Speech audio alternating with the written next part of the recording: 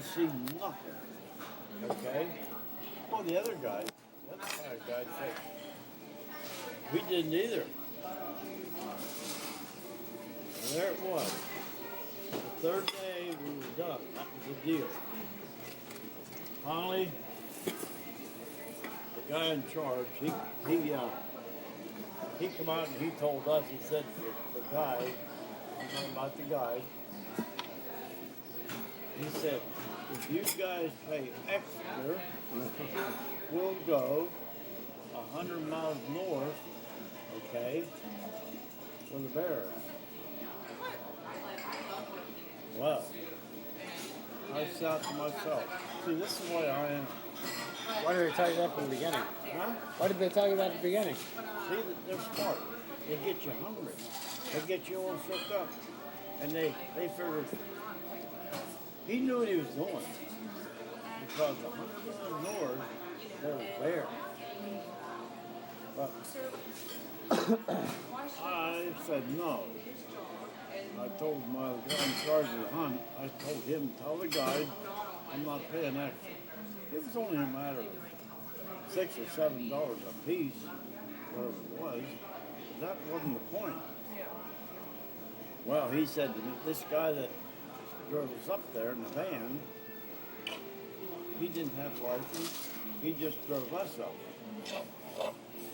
Well, this guy, was like me. Okay. He drove. Yeah, he rented the van, and then he unhooked the speedometer, so he went out to pay for so much mileage.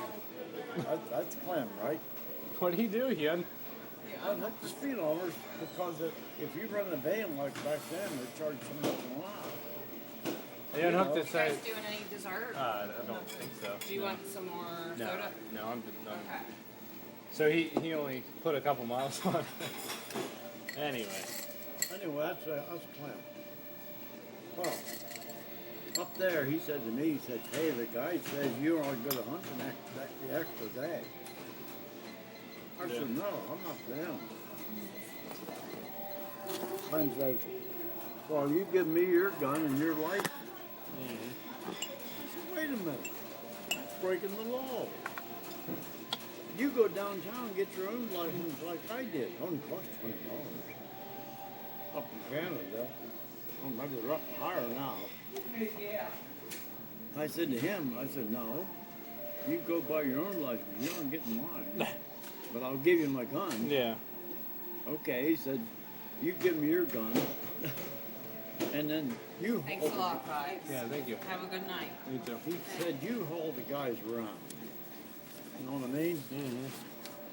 Well, the fourth day, okay? Now, I'm in charge of the van. I'm delivering these guys.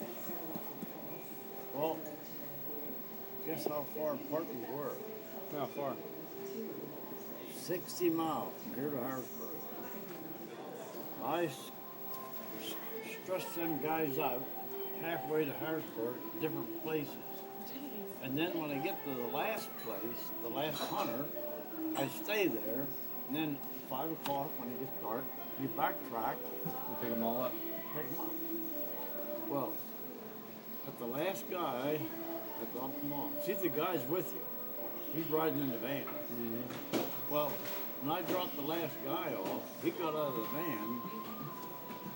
He went down the creek and got some water and got a little stove and made some hot water. He liked tea. And he was sitting there making hot water in that little stove. And it's pretty buggy up there. I didn't stay out of the van too long, but I was out of the van long enough. About 5 o'clock in the evening. And he looked at me and he said, don't you like to hunt? I looked at him. His name's Herman. The guide. The guy. This is Herman. I want to tell you something. I said, we were up here for 3 days. I didn't see no bear manure. I said, I can take you down where I live in Pennsylvania, and I can take you up in the mountains. I can show you bear manure.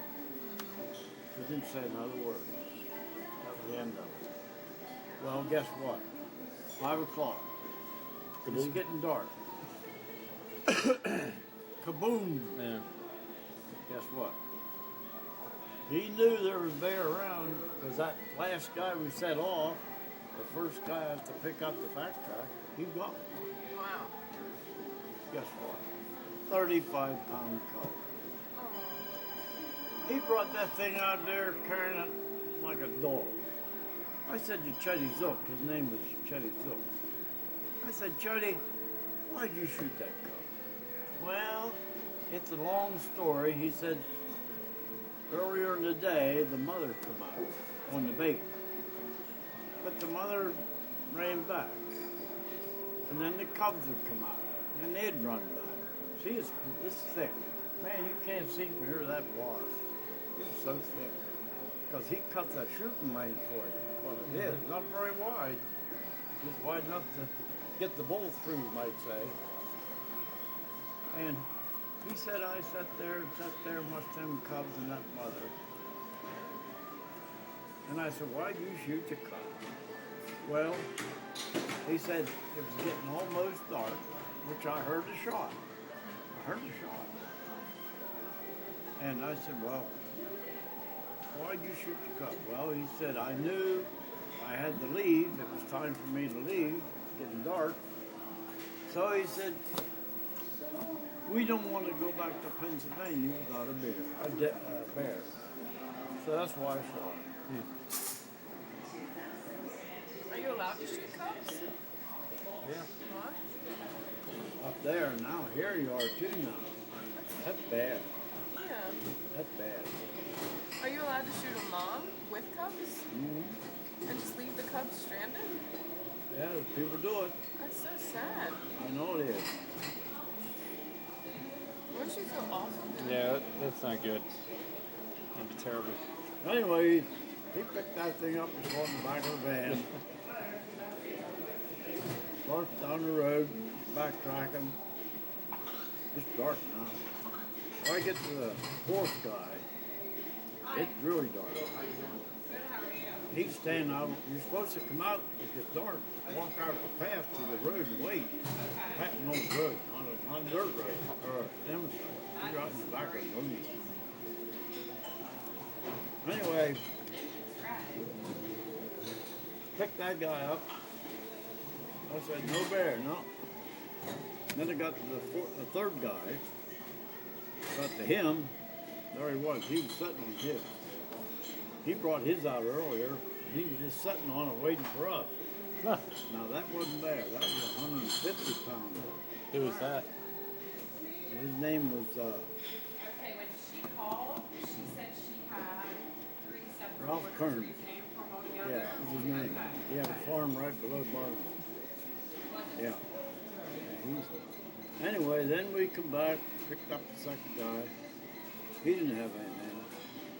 And the fourth guy we picked up, or the first guy, that was Clem, but he didn't see anything either. I'm glad he didn't, because he didn't even have a gun or a license. He had my gun, but Well, and then did Clem put the speedometer back in and then head back home? I didn't. He crawled under it a couple times. I didn't pay no. I knew what he was doing. How'd you meet Clem? Up that cabin. Which up cabin? The Conky. Oh, he was a member there. Well, I'm trying to think. He might have joined there about the same time I did. Who'd he know? Well, from Abbott's. See, he worked at Abbott's. With Dick? Dick Crossan, he worked at Abbott's. And Dick's dad worked at Abbott's. My father-in-law worked at Abbott's. See, that's how they got into the cabin, through my father-in-law, because his dad built the cabin. That's how it all started. Wait, so Nan's grandpa built the cabin. Yeah. Mm-hmm. Yeah. Back in 1923. Was that Grandpa Allison? Yeah. What was his I name? think, huh? What was his name? Who? Nan's grandpa. Oh. Allison. What was his first name? What? Never heard of it. She always called him Pap. Grandpa. Her dad's name was Was what? Or Jim. Yeah. No. No, that's her uncle. Nelson. That's her Nan's dad was Nelson Nelson. Allison. Yeah. And his brother Jim, the one that had the farm, Yeah. and his dad, what the heck was his name? What was that name? We'll have to ask Nan. Yeah. Hmm. But, So that's how you met Clem. I think, yeah. That but, goes me. yeah, either that or else down at the plant. See, I worked for a guy for a while that hauled produce out of that plant. Mm. I worked for a guy that hauled the finished product, cottage cheese and milk and stuff, ice cream mix and all this stuff. But getting back to the honky, I'm gonna have to give you them old records. Why? They're interesting to keep. Yeah. Now we're talking about when he first built it. The old records. Right. He had two guys from Somerset. Two guys from Somerset. One of them was a preacher. Mm-hmm. They somehow were friends of the Allisons, way back. And they come up every year to hunt with Happy Allison. Mm-hmm. Great pep. Yeah. Yeah. And that's in the records. What the heck was their name? Can't think of their name. That's 1923. That's an old cabin. It's almost 100 years old. Well, yeah. Yep. You see, back then, Happy built it, Dart Scramfest, but no such thing as dues, charging. People just took advantage of them and moved in and hunted. Now, the first day, the first deer they get, that's what they lived on. They ate that deer as soon as they shot it. That's how they fed themselves. Fed themselves. Yep. Now they took other things up. You know, We'd starve if we did canned that. goods, huh? Said we'd starve to death if we do that now. You're right. We're ready to go. Yeah, sure.